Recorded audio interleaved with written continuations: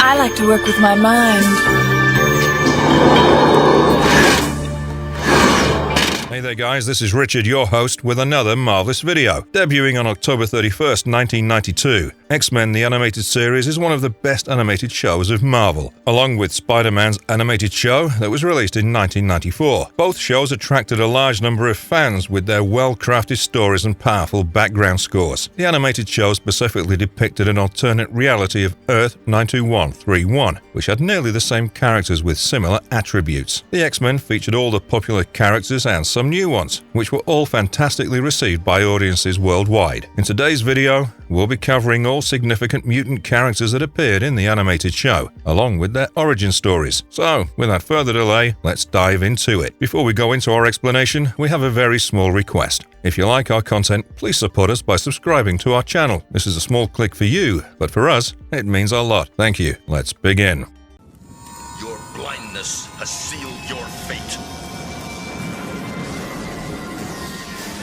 Professor X, Charles Xavier. Appearing in the very first episode of Season 1, Charles Xavier, aka Professor X, is one of the main characters in the X-Men verse. Although he had been categorized as an alpha-level mutant, it's believed that if he wanted, he could have surpassed and reached Omega level. Young Charles grew up with his mother, Sharon Xavier, and stepfather, Kurt Marco. Sharon Xavier possessed great wealth, for which Kurt faked his affection toward her, and Charles but abused his son, Kane Marco. When Charles manifested his mutant abilities for the first time, he involuntarily read the minds of others and gave them headaches. However, he managed to hide his mutant abilities and continued pursuing his dream of becoming a doctor. At some point, after completing his studies, he joined the army, where he met a Scottish girl named Moira. They eventually fell in love, and after Charles proposed, they got engaged. However, the relationship ended when Charles was dispatched for duty, and Moira fell in love with Joe McTaggart. Charles later served as a psychiatrist in a war-torn country, where he met Eric Lensher and befriended him. When invading soldiers kidnapped their common friend, the two went to save her, revealing their mutant powers to each other. Eric wanted to kill the invaders, but Charles stopped him. Owing to their ideological differences, Eric left and followed his own path. During one of his trips to Egypt, he met a young thief named Ororo Monroe, enslaved by a mutant telepath named Shadow King. Charles defeated the Shadow King and rescued Ororo Monroe, who later became Storm. Following the battle with Shadow King, Charles learned that humans were vulnerable to mutants, and thus he moved along to create his team, the X-Men. We're all aware of Charles Xavier's vast psionic abilities, which made him one of the strongest minds in the Marvel Universe. He could form or instill telepathic illusions in the minds of his targets, using which he could cloak his existence from everyone. Charles Xavier could bombard anyone with enormous amounts of information and make them forget everything. He also had the unique ability to transfer his mind and consciousness into another body or establish mental links with anyone he pleased. Owing to his power to access anyone's mind, he never had to bother about language in order to communicate. Say would interest me.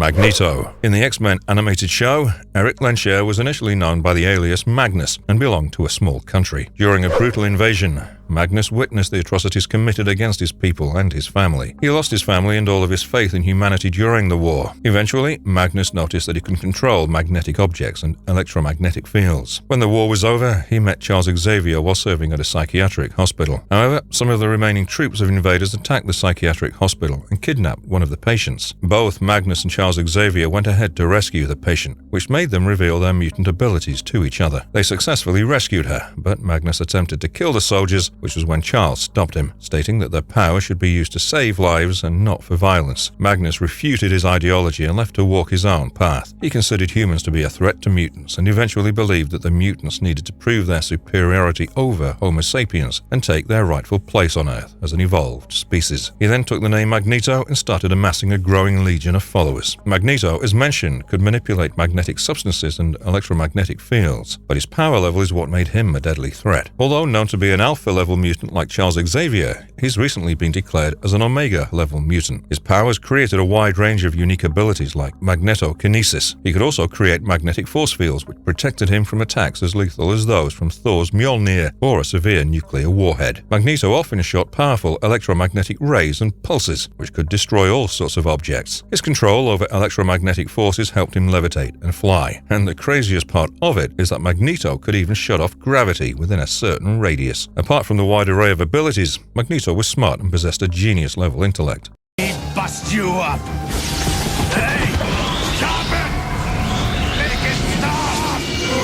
Wolverine. Unlike the comics, the animated show left Logan, aka Wolverine's childhood, a mystery to the audience. They emphasized Wolverine's early life more after he became aware of how to put his mutant powers to use. Most of his stories before joining the X-Men were showcased in bits and pieces, many of which were fake, implanted memories. At some point during World War II, Logan had served as an agent for the OSS in Paris. There, he was tasked with the mission of rescuing French professor André Cocteau, who later turned out to be serving the Red Skull. Teaming up with Captain America, he was able to foil their plans and destroy the superweapon Cocteau had created. For a brief period of time, he lived in a Buddhist temple in Japan, serving as a monk. During his stay, he came across a professor known for his work on adamantium bonding on humans and his daughter Yuriko Oyama. Eventually, he was summoned to Canada for a mission which was later revealed to be a trap set by the Weapon X program to experiment on mutants. Logan was captured along with Silver Fox, Maverick, and Sabretooth, who were experimented upon and made to serve the motives of the nefarious organization. Weapon X implanted fake memories into them, which later made it impossible for them to truly recall reality. Logan was further experimented upon in an attempt to fuse adamantium into his skeleton to turn him into their ultimate weapon. However, their plans were ruined as after the completion of the experiment, Logan destroyed the lab and escaped the facility. While he wandered across the Canadian wilderness, he was found by Heather Douglas and James Hudson, who helped him recover. He was then brought to the Canadian government's Department H, which incorporated him into a team of Canadian superheroes known as Alpha Flight. It was there that he got the name Wolverine. After serving them, Wolverine learnt their motives for using him as a weapon and left. A few years later, he joined the X-Men, and Charles used his telepathic abilities to calm Wolverine and help heal his traumas. Wolverine's abilities, as shown in the animated series, were similar to what we know of. He possessed his rapid regenerative healing factor and 6 retractable claws. Wolverine, in this reality, also underwent the adamantium bonding process, which fused his endoskeleton and his claws with the indestructible metal adamantium.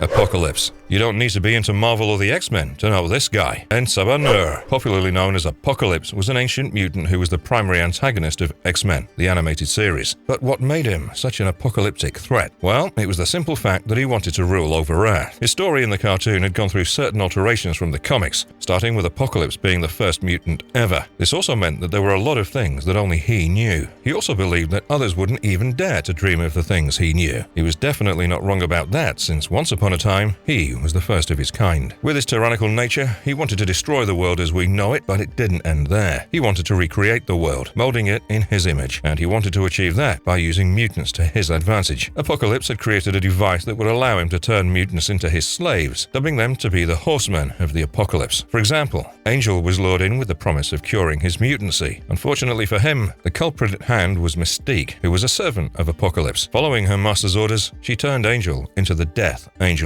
However, his attempts to do the same with all mutants were foiled by the X-Men, triggering the battle between good and evil. X-Men. In one of the battles, Apocalypse got his hands on a device that gave him access to time travel, and he used it to go back to the past and eliminate all the psychics. The plan failed though, as he ended up in the axis of time, which is the center of all time that has ever been known. For centuries, Apocalypse learned of the Axis secrets, with the most important one being the collapse of time following the sacrifice of the psychics. He also learned that those living within the Axis would survive the collapse and be able to recreate the world as they wished. While Apocalypse had found a new calling with the revelations of the Axis, the X-Men found the device that rejuvenated Apocalypse every century and went back in time to destroy it post its creation. Too bad the plan turned out to be a flop, since Apocalypse didn't even need the device anymore and he remained unaffected by the events outside of the Axis. Later, his plan to sacrifice the psychics was foiled by the X-Men and Magneto, as they ultimately banished him to the astral plane. This didn't last long because Apocalypse returned to continue pursuing his twisted dream after gaining possession of Fabian Cortez's body, whom he had previously saved to use him in the future. Apocalypse was one of the strongest mutants ever, both in the comics and the cartoons. He boasted a wide arsenal of powers such as super strength, durability, reflexes, immortality, teleportation, flight, shape-shifting, telekinesis, and telepathy. He could also manipulate energy to create shields, blasts, and force fields while being able to alter his body's molecular structure to adapt to adversity or heal himself. The crystal is sealed.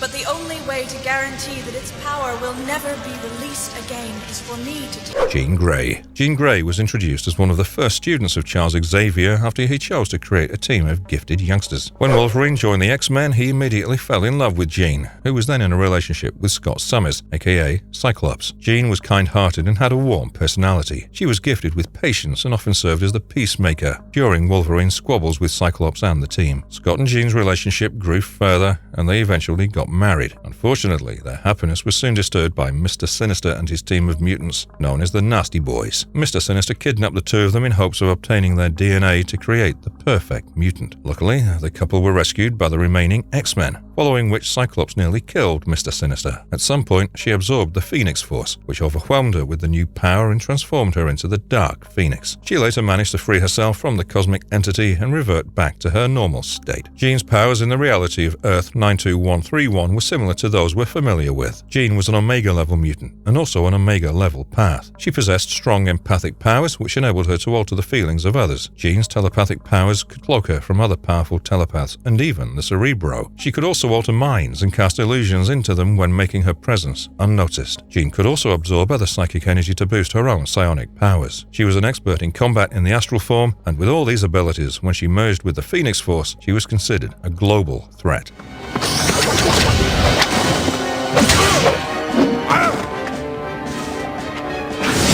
Cyclops. Scott Summers, who later became Cyclops, was born to Christopher and Catherine Summers. He also had a brother named Alex. One day, while flying home from a vacation in Alaska, a Shi'ar cruiser attacked their aircraft. With only one functional parachute remaining, Scott and his brother Alex evacuated the crashing plane to safety. Although their parents remained in the crashing aircraft, they were later revealed to be alive and captured by the Shi'ar for experimenting on their genetics. As orphans, the two were separated and sent to different foster homes. After Scott's mutant powers emerged, he was repeatedly rejected by foster homes out of fear, until Professor X took him in and trained Scott to gain control over his powers, and he soon became a part of the X-Men. Scott later became the leader of the X-Men. Cyclops has been classified as an alpha-level mutant with the ability to project powerful, ruby-colored concussive rays. He wore sunglasses and visors with lenses made of synthesized ruby quartz crystals.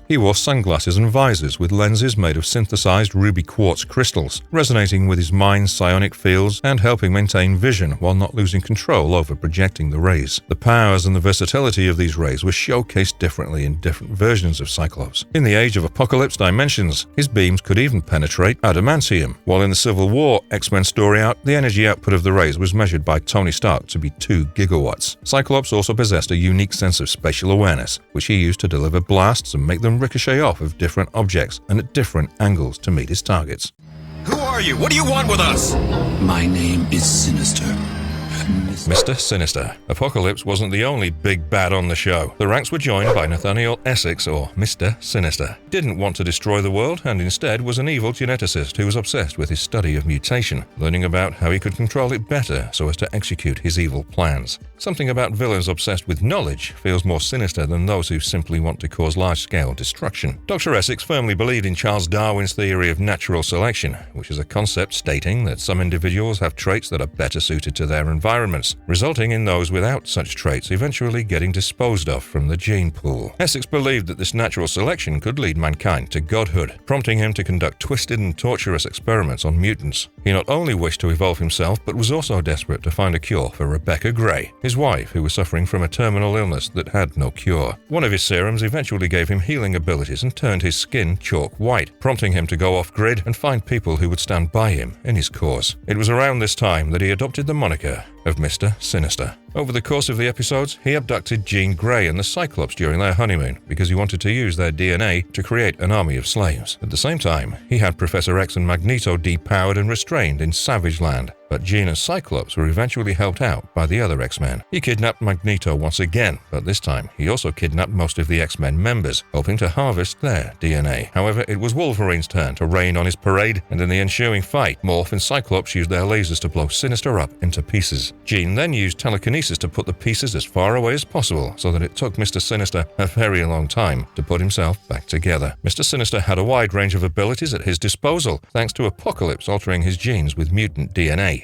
Over time, Mr. Sinister had incorporated more mutant DNA into his gene pool, giving him the abilities of said mutants. He could control every molecule in his body, allowing him to shapeshift and heal himself. He had enhanced abilities like superhuman strength, speed, stamina, durability, and reflexes. Mr. Sinister was one of the strongest telepaths on Earth and, as such, could control and possess minds. He could astral project, perform telekinesis, teleport, manipulate energy to attack and defend with shields and blasts, and was also immortal. Did you see what she did? Yes, Rogue has a way with men.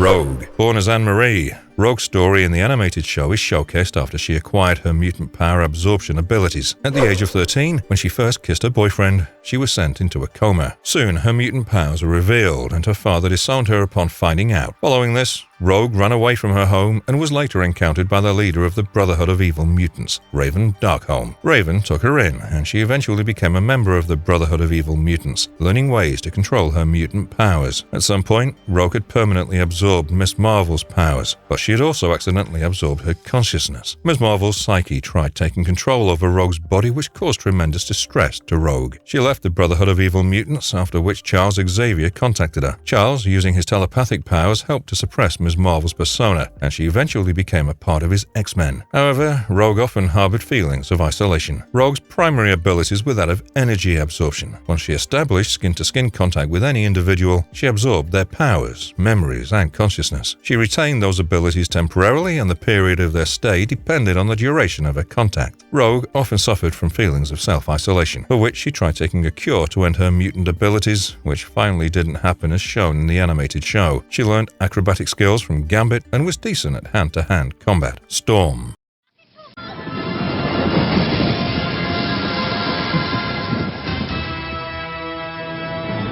Storm was showcased in the X-Men animated show as a child named Aurora Monroe, who had lost her parents in a collapsing building. The tragedy gave Aurora lifelong mental trauma and claustrophobia. Being an orphan, she spent her childhood as a thief in Cairo, Egypt. She worked for the local crime boss, Shadow King, a superior mutant with high telepathic powers. At the age of 11, she met Charles Xavier and pickpocketed him in Egypt. Later, Charles Xavier fought the Shadow King and trapped him in the astral realm, thereby freeing Aurora. Aurora then moved to her mother's home in Kenya and settled in a small village in the Serengeti, where she felt her mutant powers. She used her powers to help villagers on numerous occasions, eventually making them believe Aurora was their goddess. During her stay, she also helped one of her friends deliver a baby from a critical stage. The boy was Msnari, and after birth, when he couldn't breathe, Aurora revived him and acquired the title of godmother to the boy. At some point, Shadow King returned and kidnapped the boy, following which Aurora and Rogue fought him and sent him back to the dimension he was trapped in earlier. Aurora later, during her teenage days, met Charles Xavier and joined his X-Men as Storm. Classified as an Omega-level mutant, Storm is considered one of the planet's strongest mutants, with her power stated to be nigh infinite. Storm could control the weather and atmosphere, using which she derived numerous abilities. She could summon tornadoes and hurricanes and change weather instantly on Earth and on different planets. She could also feel upcoming earthquakes or other natural phenomena due to her psionic bond with the Earth and its biosphere. Apart from her wide range of superhuman abilities, Storm was also an excellent hand-to-hand combatant and an expert tactician. No kiss and makeup. Kiss this. Sabretooth. Graydon Creed Sr., aka Sabretooth, was introduced in the animated show as one of Magneto's hired hands, tasked with infiltrating the X-Men's base. Sabretooth broke into the X-Mansion and attacked Beast during his trials. Cyclops and Wolverine were present, and together they took down Sabretooth. The battle left him severely wounded, and he was taken to Professor X. Sabretooth's blunt and straightforward attack was a part of his scheme, as he knew Charles Xavier would take him if he managed to gain his sympathy, which he did, and the team took him in. However, Wolverine resented the idea and attempted to finish him off, but Professor X stopped him. Later, when the X-Men were busy fighting Magneto, Sabretooth was left in the mansion with Jubilee. He convinced her to free him and attacked her, but fortunately, Wolverine arrived and stopped him. Leaving Wolverine severely wounded, he left the X-Mansion before the rest of the X-Men arrived. Later, at some point, Sabretooth ambushed Wolverine in the Arctic Circle and nearly managed to kill him. Luckily, Wolverine was saved by a tribe of Inuits and was later tracked down by Sabretooth. Sabretooth managed to trick a young tribesman into leading him to Wolverine, and after kidnapping the rest rest of the tribe. He forced Wolverine to face him. Wolverine won the fight with the help of the young tribesmen, but the village was completely burnt down. Sabretooth was later revealed to be one of the mutants who were experimented upon by the Weapon X program. His sad childhood was showcased along with various incidents with the other captives. Throughout the series, he had many confrontations with Wolverine and the X-Men. Graydon Creed's powers and abilities were seemingly those of Victor Creed, the Sabretooth from Earth 616 of the Marvel Universe. Like Wolverine, he also possessed a regenerative healing factor, which helped him recover from any wound. The healing factor inhibited the impact of age on him, and also rendered most poisons, drugs, and viruses useless before him. His enhanced senses of smell, hearing, sight, and taste helped him track his opponents and target them from large distances. He possessed superhuman strength, stamina, speed, and durability, along with enhanced reflexes. He had claws on each of his fingers and toes capable of tearing through strong metals and was Wolverine's arch nemesis.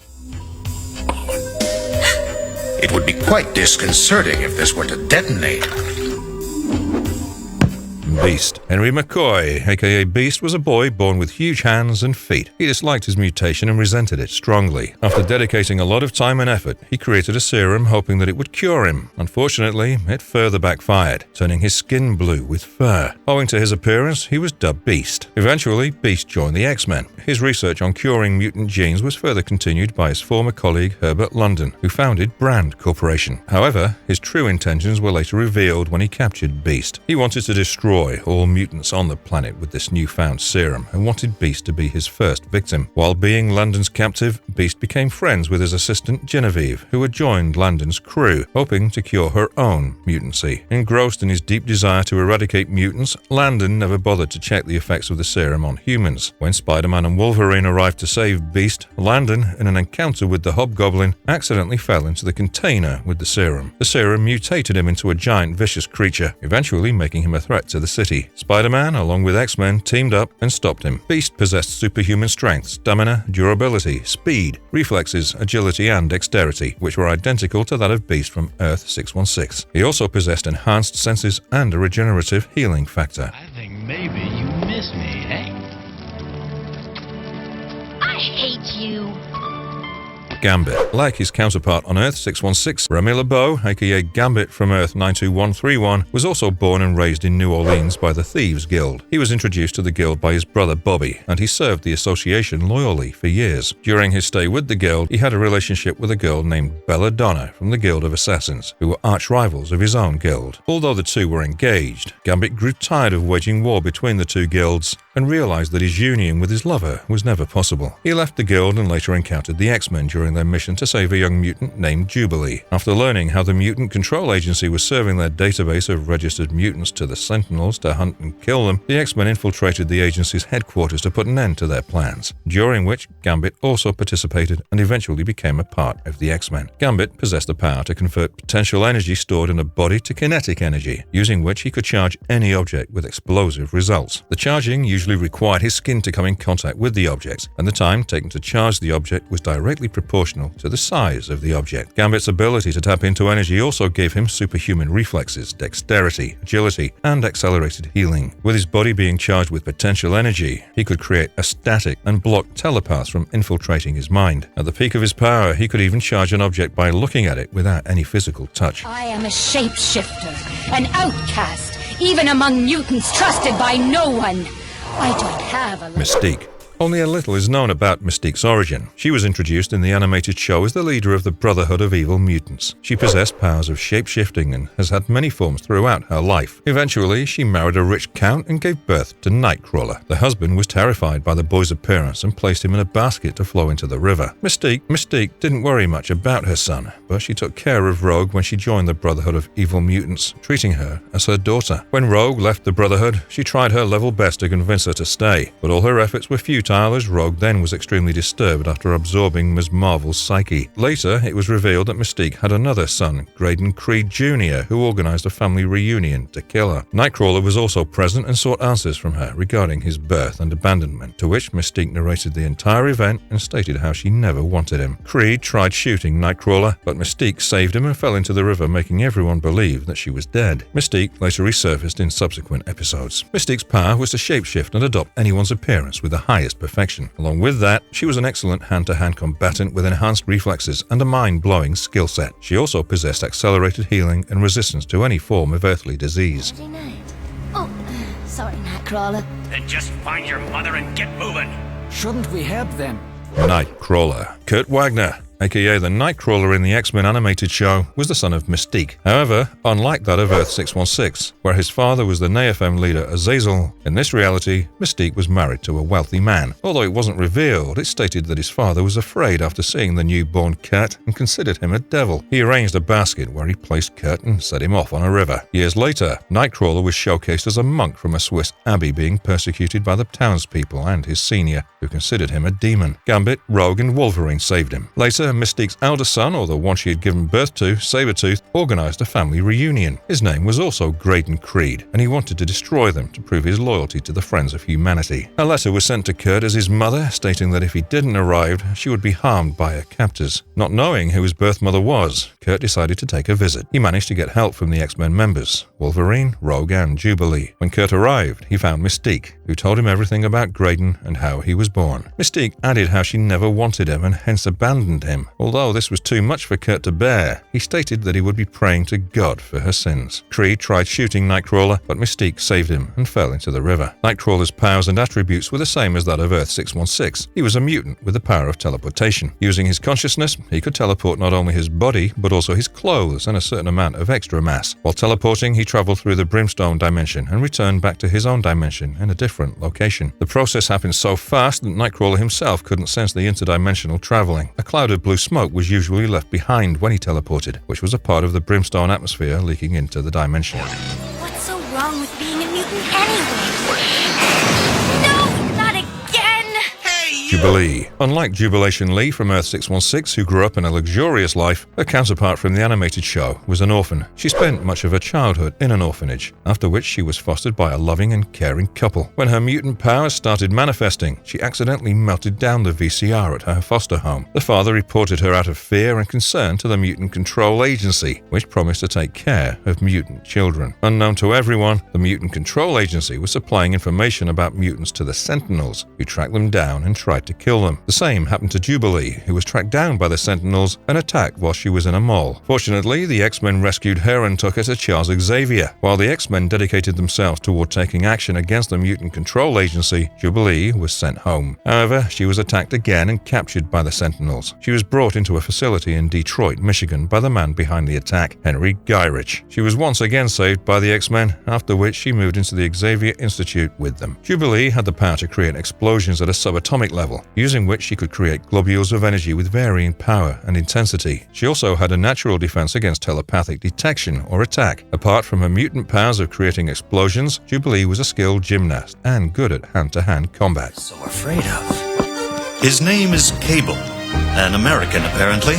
He was a mercenary in the leader's army. Cable. Nathan Summers, aka Cable, was the future son of Jean Grey and Scott Summers. Cable appeared in the X-Men animated show in episode 7 of the first season as a mutant and gun-toting mercenary. He initially served the government of Genosha, but later revolted after learning of their malevolent practices. After the leader, Cameron Hodges' non-democratic practices were learnt, Cable threw his wages back on the leader's face to take the path of a rebel. Since that day, Cable had been opposing the Genosha government's practices. When Gambit, along with others, was ambushed and captured by the Genosha guards, Cable helped free Gambit and gave him a key to remove the collars that were placed on the mutants to suppress their abilities. Together they infiltrated the Sentinel factory and destroyed as many Sentinels as they could, after which he confronted Cameron Hodge. As Cameron pointed his gun at him, the floodwaters near the dam burst open and washed the three of them away. Cable further hunted down the man who had invented the mutant power-suppressing collars, Gottfried Adler, to Muir Island in Scotland, only to learn that Cameron had died long back, and it was Mystique who used her shape-shifting capabilities to appear like Cameron. Cyclops, Jean, and Rogue were also present, and after a brief fight with them, Cable fell into the waters below and disappeared. Cable is categorized as an alpha-level mutant, but at some point in a different reality, he was stated to be omega-level by the Red Skull. Cable inherited the skills of telepathy from his mother, Jean, which allowed him to cloak himself from others, link with anyone's mind and control or trap them, and create psionic fields and blasts. He also possessed powers of telekinesis and astral projection.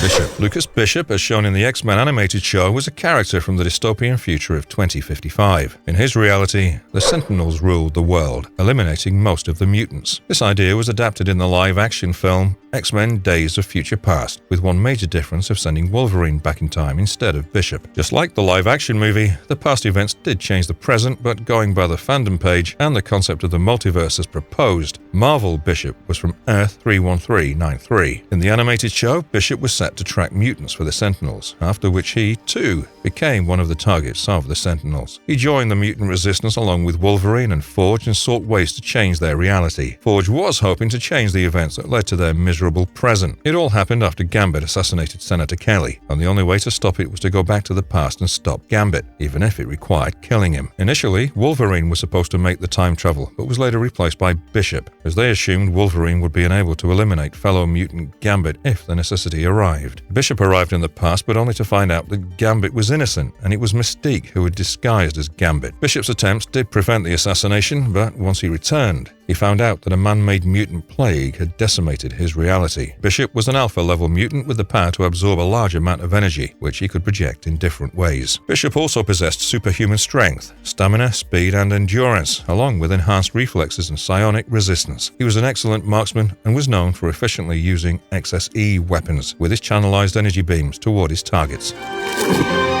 Pal, you picked the wrong chalet to terrorize.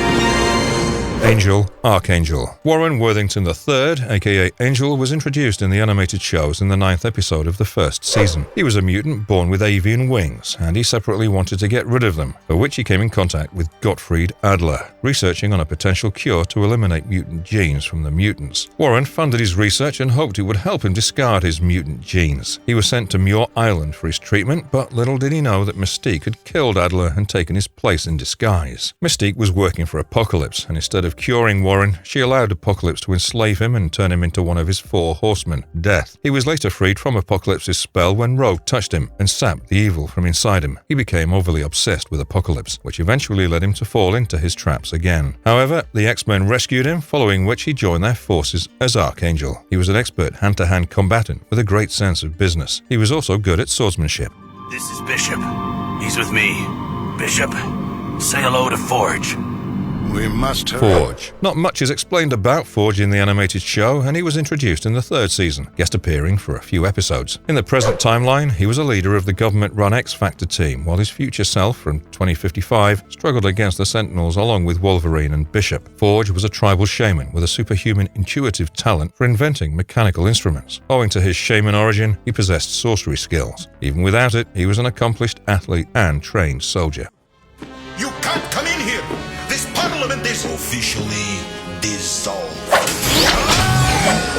Omega Red. Arkady Rossovich, who later became Omega Red, was a super soldier created by the generals of the Soviet Union in response to Captain America, who even fought Wolverine, Maverick, and Sabretooth during the Cold War. Omega Red eventually proved to be too strong for even the generals to control. After learning his vulnerability toward extreme cold conditions, the general placed him in a cryogenic suspension and kept him subdued. However, after the Soviet Union collapsed, a few radical generals, along with the ones who had placed Omega Red in the cryogenic chambers, decided to free him to reform the Soviet Union. Being freed, Omega successfully reclaimed the capital. The mutant enforcer amongst the Soviet Union generals and Omega Red were sent to exile the new parliament members, and that was when Omega Red revealed his true motives. He tried to kill the members, stating that he wanted to be the sole ruler of the Soviet Union. When Omega Red fought the combined forces of X-Men and Colossus, he proved stronger than they could ever imagine. He was finally defeated by Storm after she summoned a bitter cold that weakened him. He was eventually recaptured and sent back to his cryogenic chamber. Omega Red was an extremely powerful mutant and, in some cases, was stated as an Omega-level mutant. Omega Red possessed superhuman strength, stamina, durability, agility, and reflexes, and regenerative healing. He could drain the life force from individuals to enhance his power and release death spores that either weakened or killed living beings around his vicinity.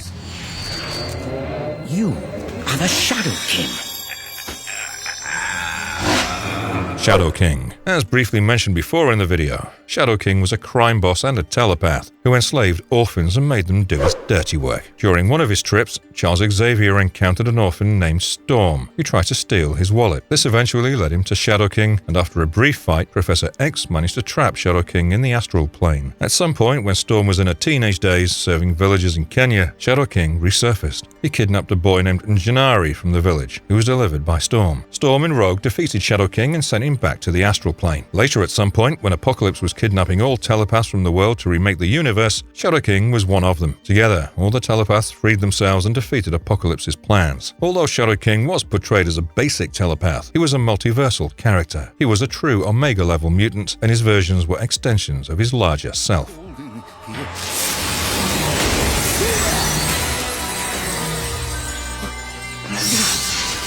Iceman. Robert Bobby Drake was one of the original members of the X-Men, but with a lot of discipline issues. Bobby never gelled well with the Professor, and that often created an atmosphere of tension between them. At some point, he grew so tired of it that he left the X-Mansion with his girlfriend, Lorna Dane, hoping to lead a normal life. They managed to live peacefully for years until Lorna chose to use her powers to help people while he simply wanted to ignore it and lead his own life at peace. Later, the X-Men located him, and Bobby, on returning home, found Lorna missing. Bobby eventually tracked her down to a government compound where the X-Men were present to take him back to the school. He reportedly pleaded and requested to be released, but both Charles and Cyclops ignored it. Jubilee, however, helped him escape, and when the two returned to the compound, they found that Lorna was in a relationship with Havoc and had also joined X-Factor. Following this, Bobby returned to the X-Mansion and made peace with Charles Xavier. He declined to join the X-Men and left the mansion forever. Iceman was a mutant with the ability to control and create sub-zero temperatures and environments. He could also transform his body into pure ice.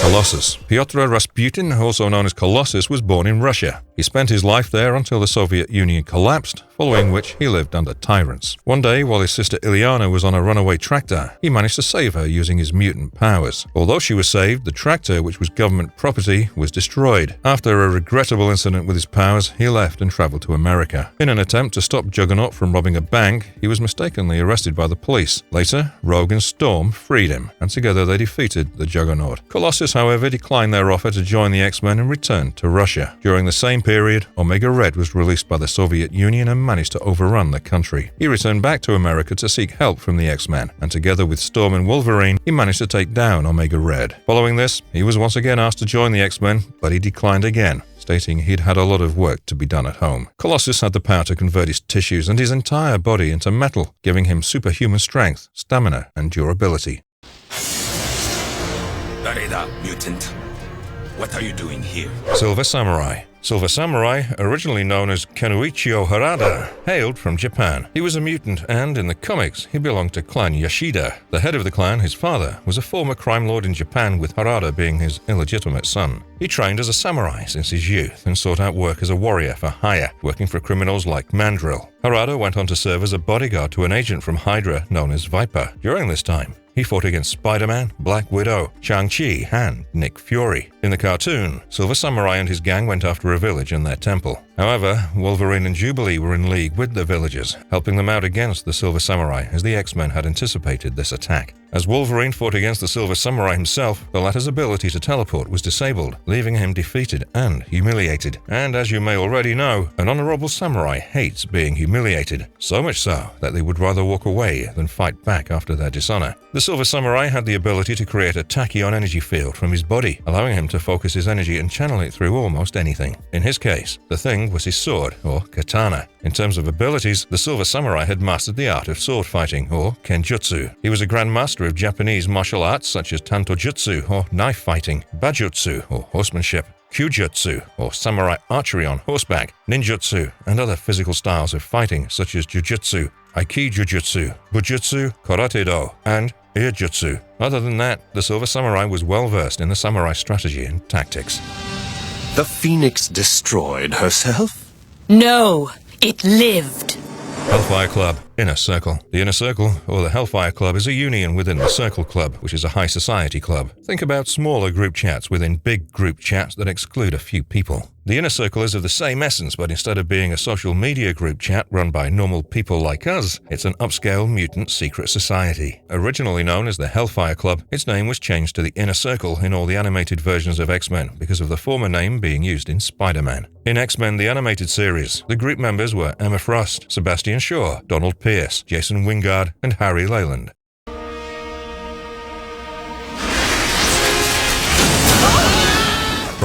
Proteus. Kevin McTaggart, or Mutant X. This mutant has several names. His mother, Moira McTaggart, was deserted by his father Joseph after he learned that their boy Kevin had mutant abilities. Joseph turned cold and began to dismiss Kevin, eventually moving on to raise another family while Moira was left as a single mother. Early into the manifestation of Kevin's mutant abilities, Moira had become aware of its destructive nature. She kept him contained on Muir Island to not just treat him, but also to protect the people around him. The lack of social interaction and a proper life in general caused Kevin to become bitter, prompting him to blame Moira for not giving Joseph a chance. Ultimately, Kevin escaped the island with the hopes of seeing his father. Meanwhile, Moira asked the X-Men for help to stop Kevin, who was strong enough to push Wolverine into mentally breaking down. Eventually, Kevin, now known as Proteus, found out about Joseph's other family and grew bitter towards them. When he found his father, Joseph asked him to leave. The dismissal resulted in him losing control, but thankfully, Charles Xavier was present to telepathically calm him down. In the end, he was left with Banshee and went on to be tutored by her, power that made Proteus such a pain to deal with. Well, he was a very powerful mutant from the get-go, thanks to his ability to generate humongous amounts of psionic force, allowing him to restructure reality. His energy could inhabit human bodies, allowing him to possess them. However, his possession caused the host body to break down quickly, which meant that he constantly needed new bodies to host. His weakness was metal, as it disrupted his energies, making it impossible for him to possess certain bodies such as that of Wolverine's, whose adamantium claws made his body unsuitable for Proteus. One of his most intense abilities was to be able to possess several bodies at once. The auditions are closed. Time to report to the set. Spiral, or Rita Wayward, hailed from the alternate dimension reality called the Mojoverse. She was an enforcer of the television executive known as Mojo. Rita Wayward was once locked in a temporal paradox. This got her transported to the Mojoverse, where she turned into a cyborg sorcerer with 6 arms, becoming a mutant. Once, she captured the X-Men to force them into performing for television shows. However, when her friend and actor Longshot freed them, she did nothing to stop it. She later came back to Earth for Longshot when she fought against Wolverine and enjoyed their combat. As a sorcerer, Spiral could cast spells with her mystical abilities. She would often dance and use gestures to teleport not just herself, but several people. She could use magic to disguise herself, open gateways to dimensions, time travel, paralyze others, project energy to attack and defend, conjure objects, turn invisible, cause others to go unconscious, and remove the superhuman abilities of mutants. She also seemed to be immune to mind possession. Her cybernetic enhancements and abilities as a combatant made her more lethal. She was quite powerful, and it would be a shame for someone like her to spiral out of control.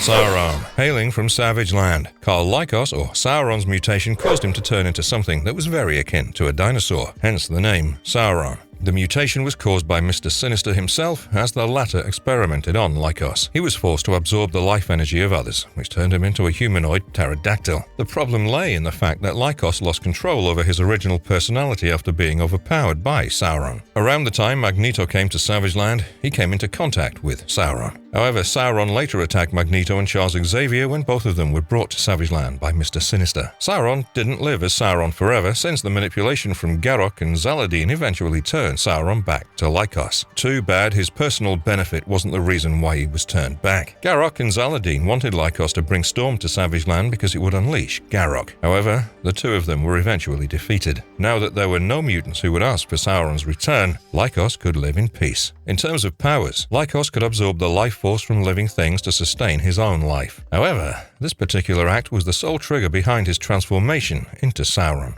When he absorbed the life force of a mutant, he temporarily acquired a part of their powers. He could absorb electrical power from aircrafts and create energy blasts with them. Other than that, Sauron had the abilities of flight, superhuman strength, the natural weapons of a pterodactyl such as sharp talons and a lethal beak, fire breath, telekinesis, superhuman strength, and the ability to hypnotize with eye contact, making his opponents believe that their allies had turned against them. All right, Shaw, you have them.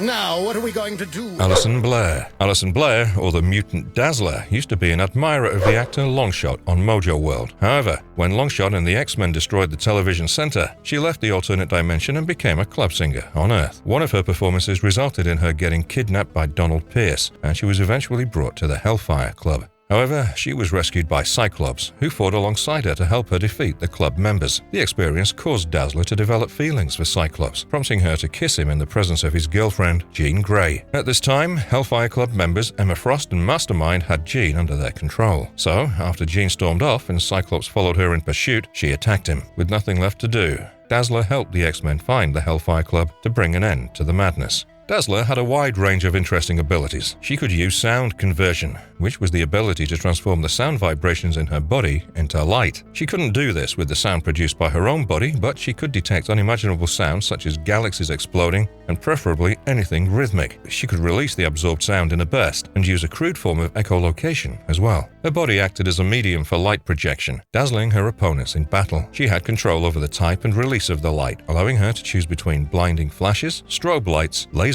illumination, holograms, light mists, and concussive photon blasts. She could use the light to create a rocket burst and gain vertical altitude. Her omnidirectional ultraviolet light could destroy metal, while she was also capable of creating destructive shields with light, allowing her to vaporize smaller projectiles. Other than her attacking abilities, Dazzler had defensive abilities such as immunity to light and sound, as well as the powers of her half-sister Mortis, and the ability to resurrect. She also possessed superhuman hearing, which allowed her to register sounds that the average person would be unable to hear. It appears we chose well, Cornelius. Adamantium reservoirs drained, sir. Lady Deathstrike. Lady Deathstrike was a member of the criminal cyborg team known as the Reavers, originally known as Yuriko Oyama. She used to be romantically involved with Wolverine in the past. However, her father was one of the heads of the Weapon X program, which meant that he died at the hands of Wolverine. As such, Yuriko wished to kill him and avenge her father. To be able to go against the Wolverine, Yuriko bonded adamantium to her skeleton, turning herself into a cyborg. She then joined the Reavers and found an old spaceship in New York City, where she tricked Wolverine into joining her. However, she was attacked by an alien prisoner in the spaceship who sucked the life out of her teammates. When Wolverine arrived, she worked alongside him to defeat the alien. In the end, she gave up on her quest for vengeance against her ex-boyfriend. While Wolverine had adamantium claws, Yuriko had adamantium claw-like fingers that she could double in size. Her enhancements also gave her superhuman strength, agility, speed, durability, and stamina. As a cyborg, she could interface with computers, absorbing data into her brain. Lady Deathstrike knew a variety of Asian martial arts and preferred to kill her opponents in stealth rather than opting for a more brutal and upfront style of killing and combat. However, her mental instabilities were worsened by her transformation process, making her mind a major weakness of hers. The Morlocks again. Intruders! The Reavers. This brings us to the Reavers, which is the group Lady Deathstrike was a part of due to her nature as a cyborg. The group comprised other mutants such as Pretty Boy, Bonebreaker, Wade Cole, and Murray Reese. They didn't play much of a role in the animated series and appeared when Lady Deathstrike went to the sewers of New York City and found the Morlocks tunnel. However, when the alien prisoner appeared, the other Reavers were killed as their lives were sucked dry. But why did Lady Deathstrike go to the sewers to find the Morlocks? Haven at the mansion with the X-Men. You are outcasts, no more. Morlocks. Yuriko took to the sewers because the Morlocks were a mutant group known for living there. Fancy choice of housing, but you can't blame them, considering the real estate pricing in New York City. Jokes aside, they lived underground because their mutation had disfigured them so badly that they couldn't live among humans. The group consisted of Callisto, their leader, Mariana, Bleach, Erg, Sunder, Mask, Annalie, Scaleface, Ape, Mole, Tommy, Glowworm, Tar Baby, Caliban, and Apocalypse. Formerly, Plague and Storm used to be a part of the Morlocks as well. Previously, Callisto, the leader of the Morlocks, had kidnapped Jean Grey and Cyclops. The team eventually had to fight the X-Men. Later, several Morlocks were captured and turned into slaves. When the Reavers hunted them down, the Morlocks were attacked and captured by the other group. After Magneto offered a sanctuary for mutants in Asteroid M, several members relocated to the asteroid. On a separate occasion, they were helped by the X-Men when Leech got sick on Christmas Eve. A transfusion was performed with Wolverine present, and Leech got better with help of Wolverine's healing abilities. Just being neighborly. course, those who follow my advice are usually Children of the Shadow. The Children of the Shadow was a group that appeared when Cyclops flew to Skull Mesa to meet Dr. Prescott, who was the founder of Skull Mesa's mutant community. Cyclops' aircraft was blasted out of the sky. Eventually, an injured Cyclops had to find out about his friend being MIA, while the town was under the grips of the criminal mutant group known as the Children of the Shadow. The group hunted an injured Cyclops down and temporarily removed his powers. However, the Children of the Shadow's next move became counterproductive when they made an example out of Cyclops to force people into not opposing them. This move resulted in other mutants finding out about him, prompting them to restore his powers and abilities. Eventually, a healed Cyclops fought alongside some of the other mutants to defeat the Children of the Shadow. The criminal group comprised Solar, or Bill Braddock, Toad, or Mortimer Toynbee, and Shay Lambert, who was a character exclusive to the animated series.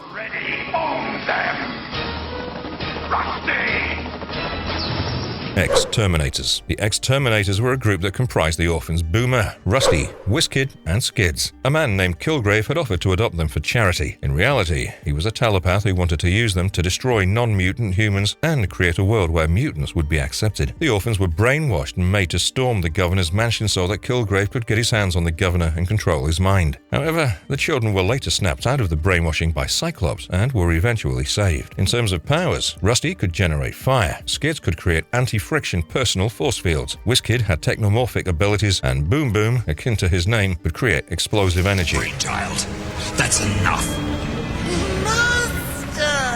Nasty Boys. Mr. Sinister had a mutant group serving him, known as the Nasty Boys. This group kidnapped Cyclops and Jean Grey right after their wedding. They also captured the X-Men on a separate occasion in Savage Land, taking away their powers, well, albeit temporarily. On both occasions, the Nasty Boys were defeated. The members would later go on to help Apocalypse kidnap psychics to sacrifice them for his plan, but once again, their plans were thwarted by the X-Men. The group's members were George Blair, or Gorgeous George, Clement Wilson, or Ruckus, Christopher Anderson, or Slab, and Hairbag.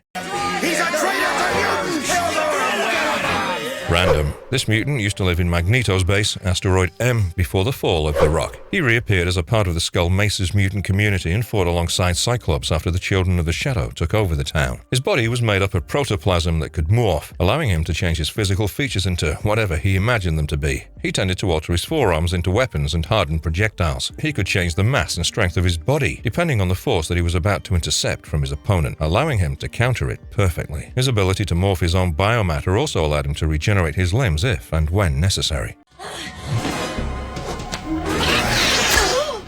Black Tom Cassidy. The mutant Black Tom Cassidy was the brother of Sean Cassidy and an associate of Juggernaut. He was hired by Eric the Red to capture the Empress of the Shi'ar Empire, Lilandra. He worked alongside Juggernaut for the mission, but Lilandra was ultimately rescued by the X-Men from the Cassidy Castle, with help from Banshee, prompting Black Tom to eventually flee. Throughout his criminal career, Black Tom had undergone several alternations in his mutations. After Scarlet Witch made the mutant gene obsolete on M-Day, Black Tom lost most of his powers and turned into just your average Joe in terms of appearance. However, he'd not lost his original pre-alteration powers. He would later gain newer abilities and, all in all, could control plants, shape bioenergy, use bioorganic thermokinetic blasts by using wood as his power's focal point, and acquired more power via a synergistic link with the landmass in Krakoa, which was a sentient island and a mutant nation. He was immune to sirens and banshee screams as well. Daryl Tanaka. Just like Random, Tanaka was also a member of Skull Mesa's mutant community, acting as the town physician due to his healing abilities. He'd helped out Cyclops, who had crashed into the western desert, and given him a ride around town. Tanaka later healed Cyclops' wounded head, helping him out against the Children of the Shadow. This also restored Scott Summers' powers that were temporarily out of service. Children, it's too late. I already own them.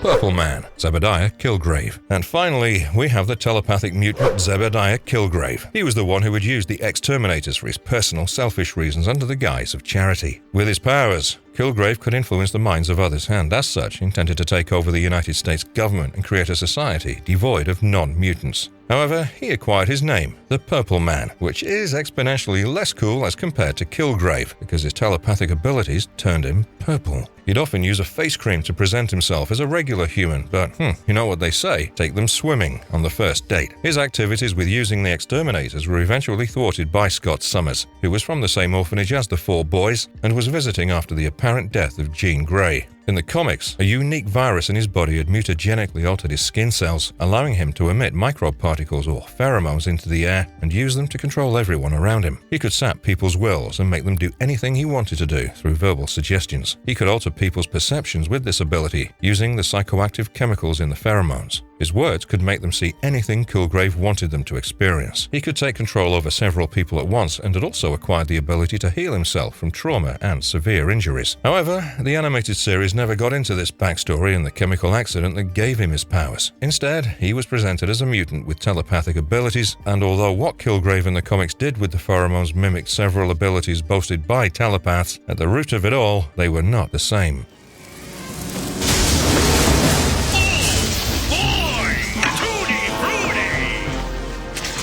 Blob. Frederick Dukes, aka Blob, was introduced in the animated show in Season 1, Episode 7, as a member of the Brotherhood of Evil Mutants. He was in the group when Ms. Marvel attacked and lost all of her powers and psyche to Rogue. Later, when the rumors about Genosha being a haven for mutants were spread, he too went there, but only to be captured and used as a slave. When Cable and other X-Men members freed all the mutants, he was also one of them, and he returned back to the Brotherhood of Evil Mutants. Blob had an indestructible beast body which gave him several abilities. Once at rest, he couldn't be moved by anyone. It wasn't just because of his weight, but his ability to bond himself with the ground beneath him. If given the proper time, Blob could focus and convert his gravitational aura to collapse localized matter. He could absorb and redirect the kinetic energy of any projectile impact. Owing to size and durability, he was also good at hand-to-hand combat.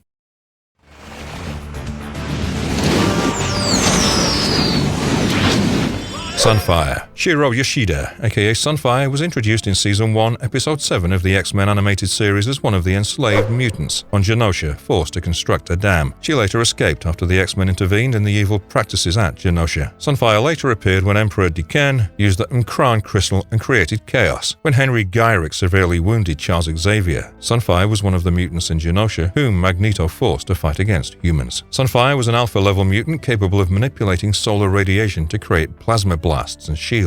He possessed the ability to fly and could shield himself from extreme heat and radiation. He could increase the temperature of plasma as well.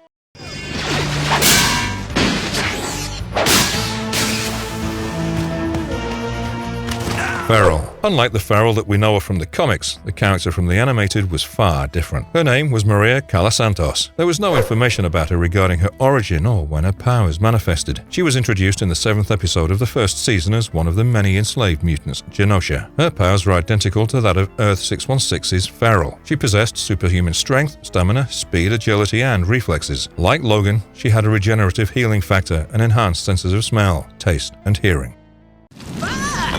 They call me Pyro. In the mood for a hot date? In a bullseye. Pyro. Appearing in the 7th episode of Season 1, St. John Allardyce, aka Pyro, was a member of the Brotherhood of Mutants. Pyro and Avalanche were summoned to Muir Island by Mystique. Initially, the duo thought of kidnapping Gottfried Adler for ransom, but when they found that the Doctor was none other than Mystique, he realized that the cure was just a way to convert the mutant into slaves of Apocalypse. Even during the assassination attempt on Robert Kelly, Pyro was present, distracting the X-Men so as to give Mystique a chance to bring Rogue back to their side. Pyro possessed pyrokinesis, which is the ability to control and manipulate fire. He could reshape and resize fire to any intensity that he could imagine. He was invulnerable to any fire or flame, as he could do whatever he felt like with the flames. However, he couldn't create fire, and it always required an external source.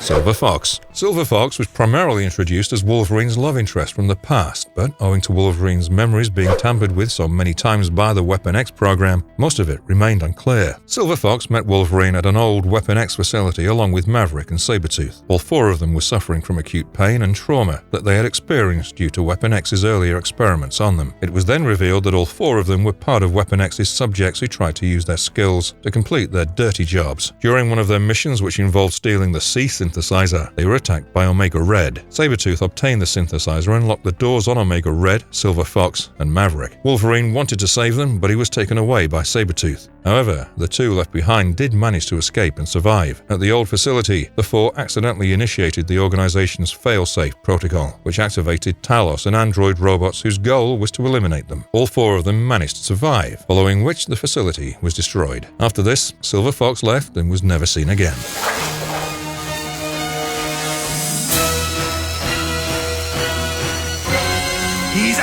Quicksilver and Scarlet Witch. Pietro and Wanda Maximoff, also known as Quicksilver and Scarlet Witch respectively, were the children of Magneto. They were twins who were given birth to with the help of a creature of the high evolutionary, Bova, after their mother died. They were then handed over to a childless couple, Django and Maria Maximoff, who raised them as their own children. The true story behind their birth was unknown to them until Django told Pietro the truth. The twins then arrived at Wundagore Mountain and met Bova, who explained every detail associated with their parents and their birth. The twins immediately set out to avenge their mother's death by killing Magneto, but they were betrayed by Bova and captured by Magneto and Wolverine along with the new men. After meeting their true father, Magneto, they learned how Bova wanted to use them and their powers to capture Magneto. With the help of Magneto, the twins escaped and defeated the new men. However, Bova disappeared after the fight and the twins left the scene. Quicksilver was a speedster with the ability to run at a speed of 175 miles per hour. This was, however, enhanced after being upgraded with isotope E, which enabled him to reach the speed of Mach 5. Quicksilver also possessed a tremendously high metabolism, enabling him to recover from wounds at a tremendous speed. He also possessed superhuman stamina, reflexes, and a great sense of navigation. Wanda, his sister, was also born with superhuman abilities. She could manipulate probability by casting spells. She even managed to strip Magneto of his powers when she encountered him. After she cursed the new men with bad luck, the new men tripped over.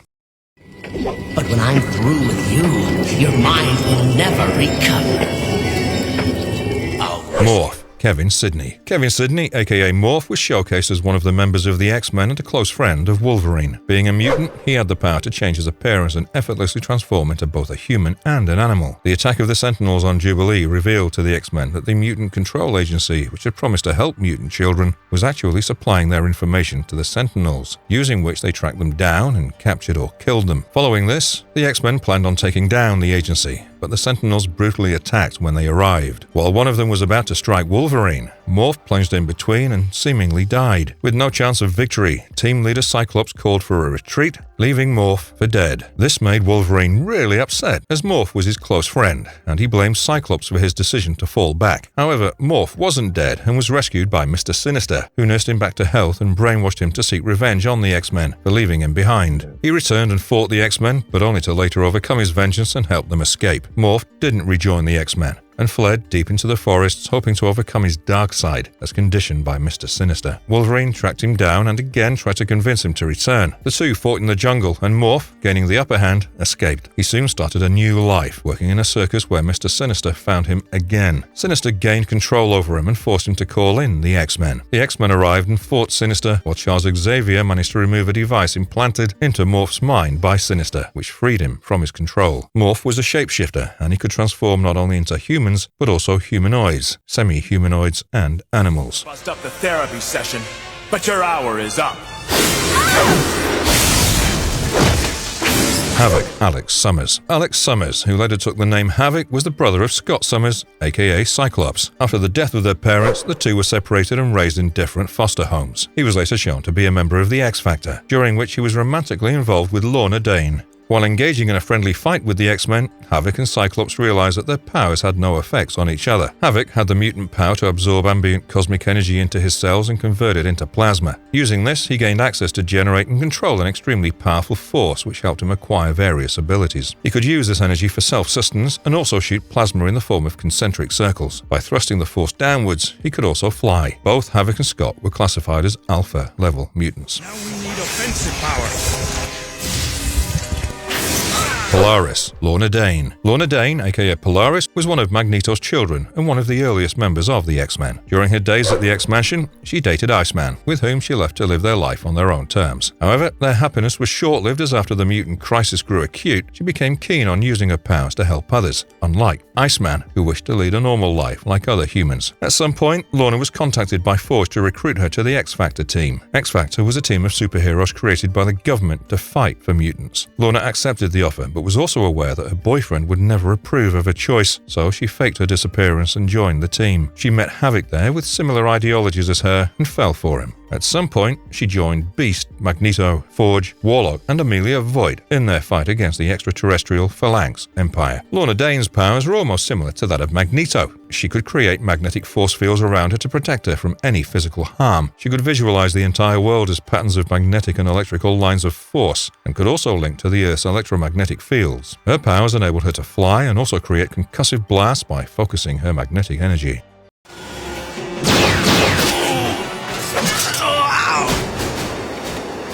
Deadpool. Wade Wilson, aka Deadpool, appeared in the Season 1 episode as one of the characters from Wolverine's past life in the Weapon X program. When Charles Xavier tapped into Sabretooth's mind, he encountered Deadpool. An illusion of Deadpool was shown to be created by a psychic projection of Charles in order to torment Wolverine. Even Morph transformed into Deadpool to torture Wolverine. Deadpool was finally showcased in person as a member of the X-Force, during which he confirmed his connections with Sabretooth. After Sabretooth's mental conditioning from Charles, he'd become a pacifist, for which Deadpool managed to behead him easily. He carried his living head as a trophy. Deadpool's primary power was regenerative healing, which made him nearly immortal. He was resistant to all earthly diseases and also telepathic intrusions.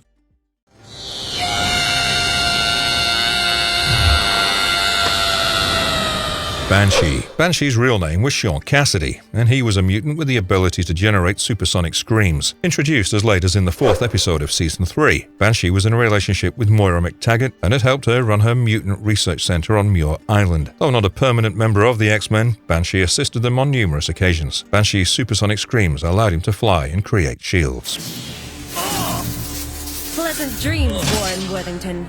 Psylocke. Psylocke was introduced in Season 2, Episode 5, as a mutant and solo warrior performing theft for a cause. Unlike her counterpart from Earth 616, where she adopted the alias Captain Britain, in this reality, she was the sister of Brian Braddock, aka Captain Britain. She performed theft to fund Brian's efforts to protect mutant kind. She possessed telepathic powers and the ability to channel her psychic powers into her hands and create psychic knives capable of incapacitating her opponents from a distance. However, unlike her counterpart from Earth 616, there was no psionic butterfly aura around her during her fights.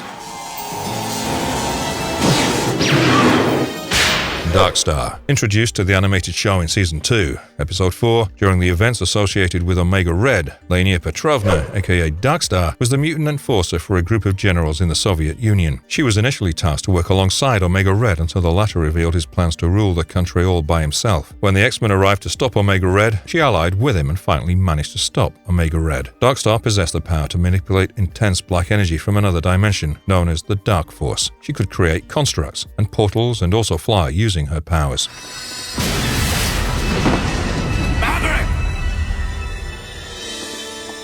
Maverick was one of the members of the Weapon X program's team along with Sabretooth, Wolverine, and Silver Fox. Since most of their memories were tampered with, it's hard to know more about his past. At some point, the entire team was tasked to find and obtain the C synthesizer, during which they encountered Omega Red. He fought Omega Red, but after Sabretooth obtained the C synthesizer, he locked Omega Red along with Silver Fox and Maverick and escaped with Wolverine. Since then, the team scattered, believing that Silver Fox and Maverick were killed by the vicious mutant Omega Red. Later, when Wolverine and Sabretooth arrived at the Weapon X facility in Canada, they encountered Maverick and Silver Fox, who stated how they managed to escape from Omega Red. The four of them united to find solutions to their traumatizing memory and learned how they were experimented upon by an unknown individual known as the Professor. Unfortunately, their efforts activated a failsafe program set by Weapon X, following which several Talos units arrived to combat them. Fortunately, they managed to escape and destroy the entire facility. Maverick was a gifted marksman with excellent hand-to-hand combat skills. It's your face, pal. What's this, a 2-for-1 sale? Multiple Man. Multiple Man was one of the members of the team X-Factor, along with Forge and Havoc. When the X-Men arrived at their facility in search of Lorna Dane, Forge ordered them to fight the X-Men, hoping that it would be an opportunity to test their skills and limits. During this fight, Multiple was able to overwhelm Wolverine with his duplicates before Iceman froze him. James Madrox, aka the Multiple Man, had the ability to create identical twins upon any physical impact. Wolfsbane. Appearing in X-Men the Animated Show, Season 3, Episode 15, Rain Sinclair, aka Wolfsbane, was a member of the team X-Factor. Wolfsbane had the ability to transform into a werewolf at will. Unlike Folklore, her transformation had nothing to do with the night or full moon, as she possessed complete access and control over her transformation. Even after transforming, she had complete access to her senses and memories. Strong Guy. Guido Carosella, aka Strong Guy, was a member of the X-Factor team, and during their friendly battle with the X-Men, he fought Iceman. Later, during the events of the Secret War, Strong Guy was one of the mutants brainwashed by Cassandra Nova. He was a strong guy who had the ability to absorb kinetic energy and was known for his superhuman strength, stamina, and durability. You're be fine in a few. Trevor Fitzroy. Trevor Fitzroy, popularly known as the Mutant Traitor, was from the dystopian future of 2055 AD. He worked for Master Mold and followed his instruction to secure himself. At some point, he was tasked to go back in time to the year 1959 and kill Charles Xavier before he formed the X-Men. Trevor went back in time with Nimrod to carry out his task, but after learning that Nimrod would kill him after his task, he switched sides and prevented the killing of Charles Xavier. Trevor Fitzroy had the ability to drain anyone's life force with his crystalline hands. Unlike the comics, his opponents didn't die after their energies were drained out. He also had the ability to freeze in the form of stasis. Trevor also had the power to create wormholes. Lord Magneto has come! The Acolytes. Appearing in Season 4, Episode 6, the Acolytes were a group of mutants who were fanatical followers of Magneto. The group, consisting of Fabian Cortez, Amelia Voigt, Delgado, Chrome, Carmela Unuscioni, Joanna Cargill, and Byron Kelly, helped Magneto liberate the enslaved mutants from Genosha. Later, at some point, Cortez killed Magneto in his lust for power and blamed it on the X-Men. Following this, the remaining members followed Cortez and considered him as their leader until Magneto resurfaced and exposed him. The other members of the Acolytes turned on him. Magneto trapped him in Asteroid M, but Apocalypse and Deathbird later freed him. He later became the vessel for Apocalypse. Richter. Julio Richter, aka Richter, was one of the mutants who was enslaved at Genosha. Like the rest of them, he was placed under a collar that inhibited him from using his mutant powers. Richter managed to escape Genosha with the other mutants after Gambit and Cable freed them of their collars. At some point, he was controlled by the Purple Man and was later freed by Cyclops. Richter had the power to manipulate various earthly aspects like plants, lava, and seismic energy. He could even generate earthquakes. He was immune to high temperatures and could gain direct visual contact with anyone or anything without using his eyes.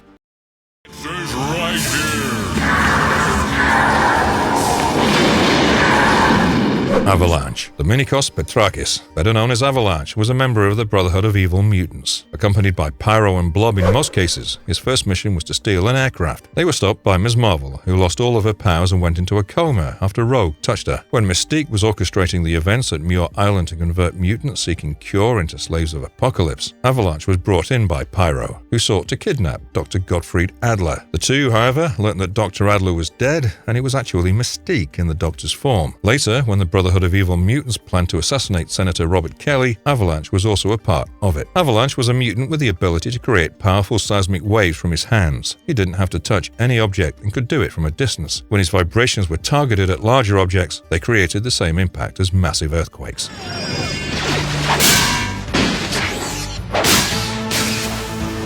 Thunderbird. Not much is known about John Proudstar, aka Thunderbird, except for the fact that he was one of the enslaved mutants at Genosha who managed to escape when Gambit and Cable had inactivated the power-inhibiting collars on them. Thunderbird possessed superhuman strength, stamina, durability, respiration, and superhumanly dense tissues. He was also an expert hand-to-hand combatant.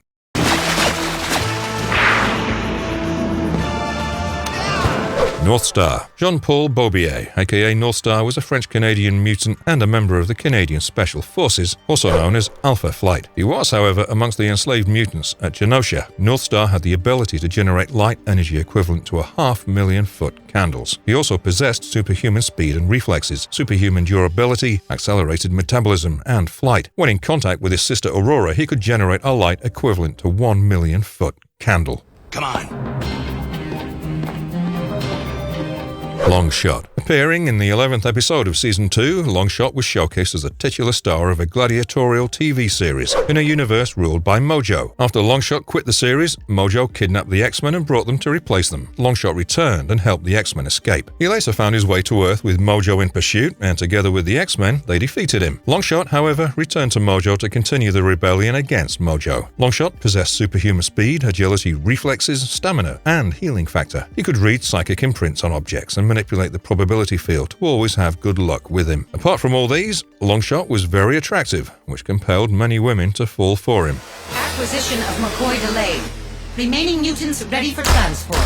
I believe some introduction is in order. Warlock. Appearing in the first episode of Season 5, Warlock was a mutant who, along with his life mate, escaped to Earth in order to avoid their destiny of merging with the Phalanx. Warlock made it, but his life mate got captured by Cameron Hodge, the ambassador of the Genosian government. He used Warlock's life mate to connect with Nexus, the Phalanx leader, following which began the assimilation of Earth into the Phalanx Empire. Nexus was defeated, after which both Warlock and his life mate returned to their homeworld. Warlock was a techno-organic being who constantly kept changing his appearance. His body contained nanites which could repair him if damaged.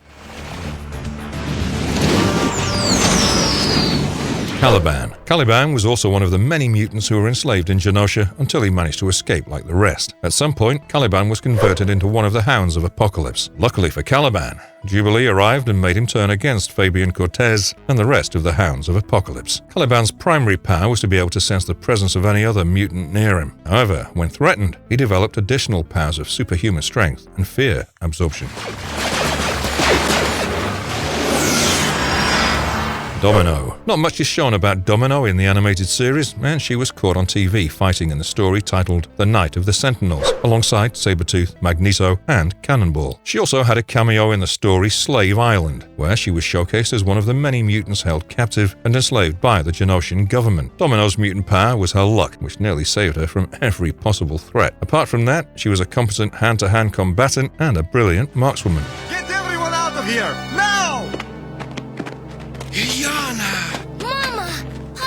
Magic. Ilyana Rasputina, or Magic, was a sister of Colossus. Saving her from the runaway tractor made Colossus land in trouble. After the Soviet Union collapsed, soldiers attacked their farm and captured its residents. Ilya's parents were also caught, but she hid at the time when the soldiers arrived. She waited in the ruins until Colossus arrived with Jubilee. She led them to the place where the residents were held captive, but Omega Red was present and he captured Ilyana. Wolverine rescued her, and Jubilee rescued the farmers, and thus she was able to reunite with her parents. Later, after Omega Red was taken down, Ilyana and Colossus rebuilt their farm. Ilyana wasn't shown to have any powers, but in one of the visions of Cable, we get to see Ilyana, aka Magic, being a mutant with powers of time traveling, sorcery, and the ability to create stepping discs.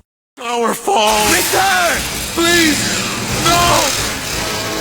Fabian Cortez. As mentioned earlier, Fabian Cortez was one of the Acolytes who tried to eliminate Magneto in order to be the sole leader of the Acolytes. He framed the X-Men for Magneto's death, but was later exposed. When Magneto retired, he trapped him in Asteroid M. Nonetheless, he was later freed when Apocalypse and Deathbird destroyed the place. He met Apocalypse, who granted him the ability to alter the mutations of other mutants, following which he became one of his blind followers. Cortez captured Jubilee and transformed Beast into a wild monster, but he was stopped by Caliban and defeated. Cortez begged Apocalypse to forgive him for his failure, which he did, but Apocalypse also took possession of his body. Apart from the powers bestowed upon him, he was known for being a competent martial artist. He is near.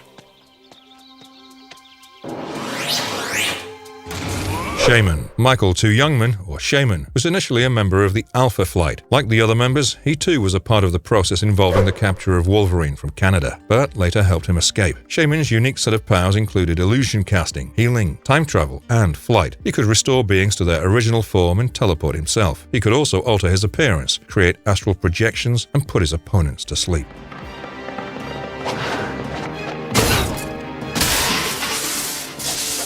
Puck. Eugene Judd, or Puck, was also a member of Alpha Flight and participated in the events associated with the capturing and eventual freeing of Wolverine. Due to his genetic manipulation at the cellular level, Puck could compress his skin like rubber. He also possessed superhuman strength, durability, speed, reflexes, and agility. Puck's intelligence was also highly advanced.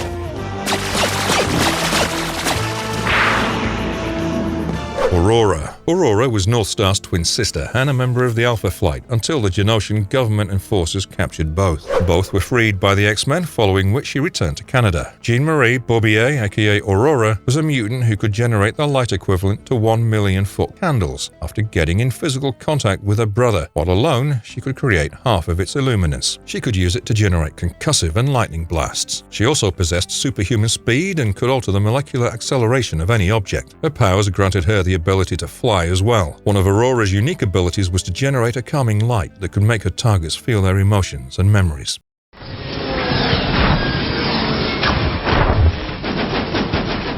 Mimic. Mimic was showcased as a member of the X-Men in the Age of Apocalypse timeline, with no further references in the main timeline. Just like his name, he could replicate anyone's appearance with ease. Mimic was more prominent in the reality of Earth 616, where his true name was Calvin Montgomery Rankin. Mimic could replicate not only anyone's appearance, but also their powers.